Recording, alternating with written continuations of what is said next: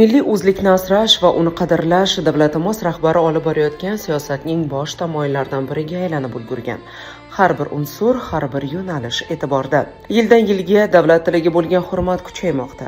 Milliy o'zligimizning timsoli bo'lgan, ma'naviyatimiz asosi bo'lgan ona tilimizga e'tibor yanada kuchaytiriladi.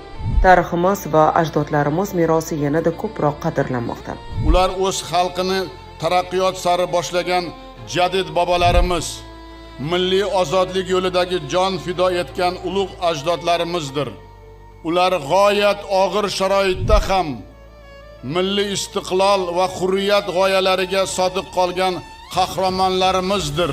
Madaniyatimiz va qadriyatlarimiz e'zoz topmoqda. Qadim tariximizdan kelib chiqqan holda ota-bobolarimizga xos ezgu qadriyatlarini ro'yobga chiqarish, ya'ni inson qadrini ulug'lash, bu biz uchun chinakam demokratiya namunasidir. Vatanparvarlik va vatan ravnaqi uchun daxldorlik tuyg'usi keng targ'ib qilinmoqda. El yurt posboni va qalqoni bo'lish bu dunyoda eng ulug' va muqaddas ishdir. Men kimman?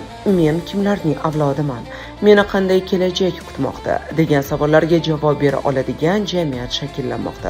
Millat uchun, xalq uchun deb yashasangiz, vatan va xalq ham sizni e'zozlab boshiga ko'taradi. Yangi O'zbekistonning oltin avlodi bo'lib, uning zafar bayrog'ini baland ko'tarishdan hech qachon to'xtamang, aziz farzandlarim.